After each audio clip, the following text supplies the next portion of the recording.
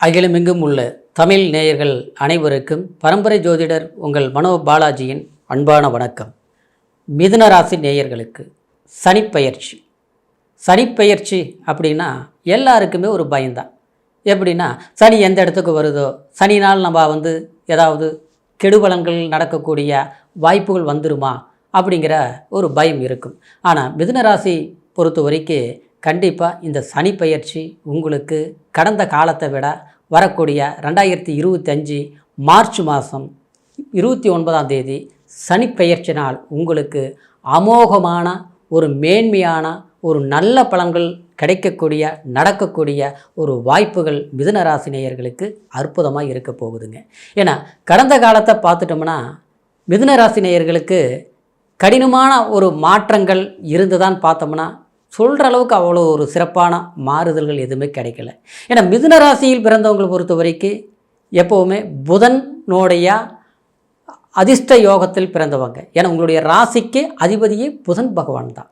அப்போது அந்த புதன் பகவானுடைய அம்சத்தில் பிறந்த நீங்கள் பெருமாள் அம்சம்னு சொல்லலாம். அப்போது உங்களுடைய சிந்தனை, உங்களுடைய தெளிவான தீர்க்கமான எந்த ஒரு முடிவும் எடுக்கக்கூடிய வல்லமை யாருக்கு இருக்குதுன்னா கண்டிப்பாக இந்த 12 ராசியிலேயே பார்த்துட்டோம்னா உங்களுக்கு நிகரான அறிவாளி வேறு யாருமே கிடையாது, அது நீங்கள் தான். வேணா உங்களுடைய கணக்கு எப்படி இருக்குன்னு தெரியுங்களா? இது செஞ்சால் ரைட்டு கரெக்டாக நடக்கும் அப்படின்னா கண்டிப்பாக கரெக்டாக தான் நடக்கும். இது தப்பு அப்படின்னா அது செஞ்சாலும் தப்பாக தான் போகும். உங்களுடைய அறிவு அந்த அளவுக்கு ஒரு முன்கூட்டியே அறியக்கூடிய ஒரு கணக்கு போட்டு சொல்லக்கூடிய ஒரு திறமை மிதுன ராசியில் பிறந்தவங்களுக்கு கண்டிப்பாக அது எல்லாருக்குமே இருக்கும். ஏன்னா அப்பேற்பட்ட நிலையில் நீங்கள் இருந்தாலும் ஆனால் அந்த அமைப்புகள் எப்படின்னா எல்லாமே ஒரு காலகட்டத்துக்கு மேலே பார்த்துட்டோம்னா அடுத்தவங்களை நம்பி ஏமாறுறது யாருன்னு பார்த்தோம்னா கண்டிப்பாக அது மிதுன ராசிக்காரர் தான். உங்களுக்கு சூட்சுமம் தெரியும், ஒருத்தரை ஏமாற்றவும் தெரியும், ஒருத்தருக்கு உருவாக்கவும் தெரியும். ஆனால் ஏமாற்ற மாட்டீங்க, பொய் சொல்ல மாட்டீங்க, நம்பிக்கை துரோகம் உறுதியாகவே நீங்கள் செய்ய மாட்டீங்க. ஆனால் அப்பேற்பட்ட உங்களுக்கு யாருக்கிட்ட அன்பு வைக்கிறீங்களோ அந்த இடத்துல ஏமாற்றங்கள் சந்திச்சிருப்பீங்க. பூர்வீக சொத்து இருந்ததுங்க, ஆனால் அந்த சொத்து எனக்கு இல்லைங்க, யாரோ ஒருத்தர் இருக்கிறாங்க அப்படின்னு தான் சொல்லுவீங்க. ஒரு இடம் வாங்கணுங்க, அற்புதமாக இருந்ததுங்க, ஆனால் கடைசியில் பார்த்தா அதில் ஒரு பிரச்சனைங்க, அதனால் இன்றைக்கி வாங்கி பிரயோஜனம் இல்லாமல் போயிடுச்சுங்க அப்படிம்பீங்க. ஒரு இடம் இருக்குதுங்க, ஒரு வீடு இருக்குதுங்க, அது விற்றுட்டு இன்னொன்று வாங்கலான்னு முயற்சி எடுத்துங்க, ஆனால் கண்டிப்பாக அது என்ன நேரம்னே தெரியல, நம்மளுடைய இடத்த விட அது ரொம்ப மோசமான இடம் கூட விலை போகுது, ஆனால் நம்மளுடைய இடம் விலை போக மாட்டேங்குது. எல்லாம் வர்றாங்க பேசுகிறாங்க, இந்த டைம் முடிஞ்சு போயிடும்னு நினைக்கிறேன், ஆனால் அப்புறம் பார்த்தோம்னா முடிய மாட்டேங்குதுங்க. இப்படி தான் போயிட்டுருக்குது. எல்லாத்த விட குடும்ப வாழ்க்கையில் மனசளவில் சொல்ல போனோம்னா கண்டிப்பாக விட்டு கொடுத்து வாழக்கூடிய, அதாவது ஒரு தப்பை பண்ணால் கூட குடும்பத்தில் அது கணவனாக இருந்தாலும் சரி மனைவியாக இருந்தாலும் சரி அவங்களுக்கு ஒரு தெரியாமல் ஒரு தெரிஞ்ச ஒரு தவறு பண்ணால் கூட அது தெரியாமல் செஞ்சுட்டாங்க, அடுத்த முறை தீர்த்திக்குவாங்க அப்படின்னு நினைக்கக்கூடியவங்க தான் மிதுன ராசிக்காரர். ஆனால் அப்பேற்பட்ட உங்களுக்கு எல்லாமே எப்படி இருக்குதுன்னா நீங்கள் எந்த அளவுக்கு விட்டு கொடுத்து வாழ்ந்துட்டு இருக்கிறீங்களோ அந்த அளவுக்கு ஒரு ஏமாளின்னு மற்றவங்க கணக்கு போடுற அளவுக்கு தான் இப்போ நடைமுறை வாழ்க்கையில் போயிட்டுருக்குது. கடந்த காலம் ஒரு குறிப்பிட்ட காலகட்டத்திலிருந்து மிதுன ராசிக்காரருக்கு. ஆனால் இந்த சூழ்நிலை இருந்தாலும் அப்படியே இருந்தாலும் நாம் என்ன தெரியாமலேயே பண்ணிகிட்டு இருக்கிறோம், எல்லாம் தெரிஞ்சு தான் பண்ணுறோம். சரி பரவாயில்ல, ஏதாவது நாளைக்கு மாறிடுவாங்க, நாளைக்கு நம்மளுடைய நேரம் மாறிடும், நாம் நல்லத்தான் சொல்கிறோம், ஆனால் நமக்கு கெட்டதுன்னு வருது. ஒரு இடத்துல அப்படியே எல்லாமே நம்மளோட உழைப்பெல்லாம் கொடுத்துட்டு டெக்னிக்கலாக நீங்கள் எந்த இடத்துல வேலை செஞ்சாலும் அந்த இடத்துல அவங்க உயர்வான இடத்துல இருப்பாங்க. உருவாக்குங்க, ஒரு முதலாளி அற்புதமாக வளர்ச்சி ஆவாங்க. உங்களுடைய திறமை எப்படின்னா அதாவது மற்றவங்களுக்கு வளர்ச்சி கொடுக்கக்கூடிய ஒரு திறமை உங்ககிட்ட இருக்குது, ஆனால் அதில் பலன் உங்களுக்கு குறைவாக தான் இருக்குது, சரிங்களா? ஆனால் அந்த நிலையில் இருக்கக்கூடியவங்க அதனால் உங்களுக்கு முன்னேற்றம் இருக்குதா அப்படின்னு பார்த்தா முன்னேற்றம் இல்லை, மற்றவங்கள தான் வாழ வச்சுட்ருக்குறோம், ஆனால் நாம் வாழல. இந்த வாய்ப்புகள் எப்போ தான் கிடைக்கும் அப்படின்னு பார்த்துட்டிங்கன்னா என்னை பொறுத்த வரைக்கும் சொல்கிறேங்க, இந்த பிரபஞ்சம் உங்களுக்கு உங்களுடைய திறமைக்கு கொடுக்கக்கூடிய வாய்ப்புகள் இந்த 2025 மார்ச் மாதம் 29ஆம் தேதி சனிப்பெயர்ச்சி. இந்த கர்மக்காரகன் ஆயுள்காரகன் சொல்லக்கூடிய அதாவது சனி பகவான் உங்களுடைய ராசிக்கு 9ஆம் இடத்தில் பாக்கியஸ்தானத்தில் இருந்து படாத பாடுபடுத்துச்சுங்க. ஏன்னா பாக்கியஸ்தானங்கிறது ஒருத்தருடைய அதிர்ஷ்டத்தை நிர்ணயம் பண்ணக்கூடிய இடம், அது ஒரு தகப்பனார் ஸ்தானம். அது மட்டும் கிடையாதுங்க, அந்த பாக்கியம் நமக்கு மாதம் முழுச கஷ்டப்படுறோம், உழைக்கிறோம், சம்பாதிக்கிறோம், அந்த பணத்தை வாங்கி நல்ல வழியில் நம்ம செலவு பண்ணணும். ஹாஸ்பிட்டலுக்கு போகிறது, வைத்திய செலவு பண்ணுறது, அப்புறம் பார்த்தா இஎம்ஐ கட்டுறது, அதாவது எல்லாம் கட்டிட்டு மிச்சத்துக்கு பணம் இல்லை, செலவுக்கு என்ன பண்ணுறதுன்னு அடுத்தவங்ககிட்ட கடன் வாங்குறது, அது எல்லாமே உருவாக்குனது எல்லாமே இந்த 9ஆம் இடத்துல சனி இருக்கிற போது இந்த கொடுமையெல்லாம் நீங்கள் அனுபவிச்சிங்க. உங்களுக்கு இருக்குது, பார்த்தா அடுத்தவங்களுக்கு வாழ்கிற மாதிரி இருக்கும்.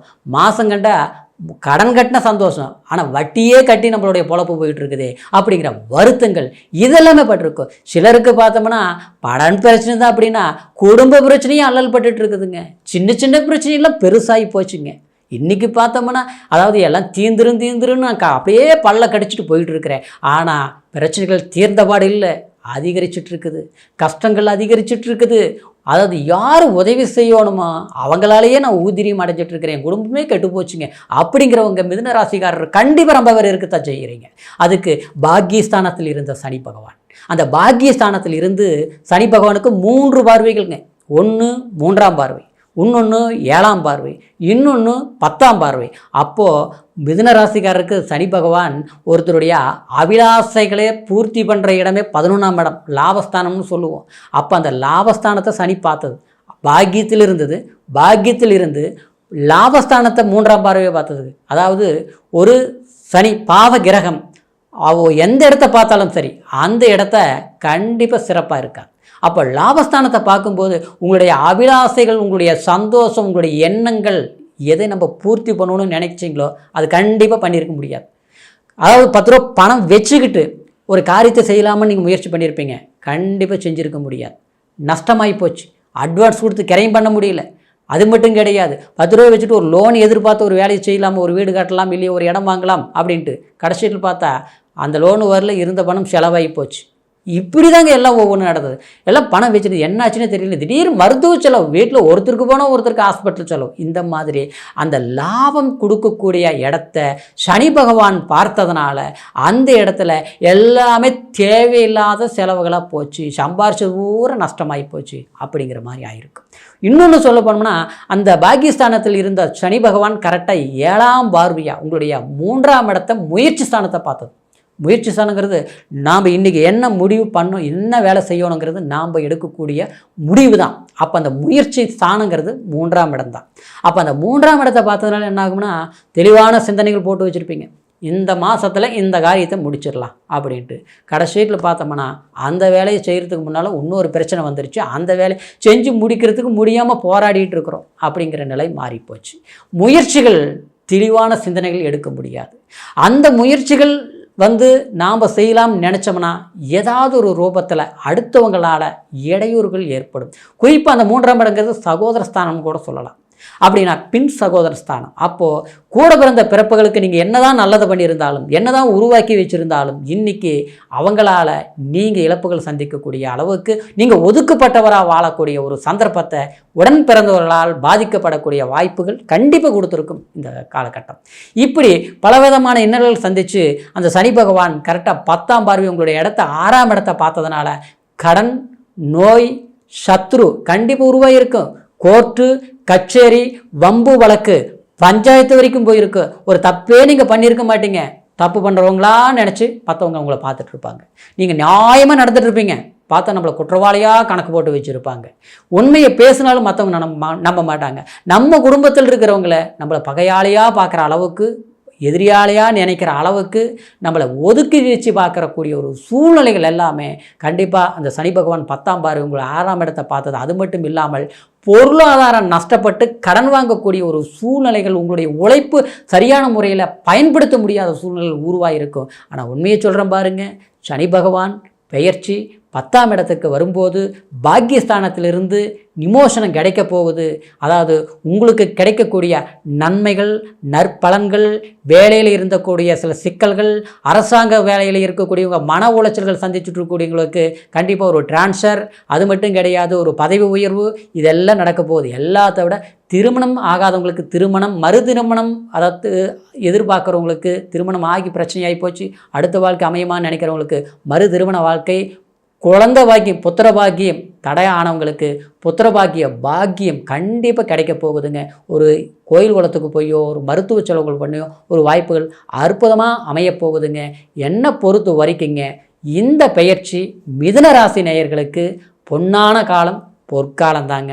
இருந்தாலும் உங்களுடைய பிறப்பு ஜனன ஜாதகத்தை ஒரு முறை பார்த்துக்கணுங்க. ஏன்னா கோச்சாரத்தை வச்சு தான் நம்ம சொல்கிறோம். ஆனால் ஜென்ம ஜாதகத்தில் பார்த்துட்டோம்னா லக்னம் என்ன லக்னம், அந்த லக்னாதிபதி எந்த அளவுக்கு பலம் பெற்று இருக்கிறார், என்ன உடுமகா திசையில் இப்போ என்ன தசா புத்தி பலம் நடந்துட்டு இருக்குது, அந்த தசா புத்தியோடைய சுபருடைய திசையா பாபருடைய தசா புத்தியா தகுந்த மாதிரி பலன்கள் இன்னும் கூடுதலான பலன்களும் கிடைக்கிறதுக்கு வாய்ப்பு இருக்குது. இல்லையா மாறுபட்ட பலன்களும் நடக்கிறதுக்கு பலவீனமான திசையாக இருந்தால் மாறுபட்ட பலன்களும் நடக்குங்க. அப்படின்றதுனால உங்களுடைய பிறப்பு ஜனன ஜாதகத்தை ஒரு முறை பார்த்துக்குங்க.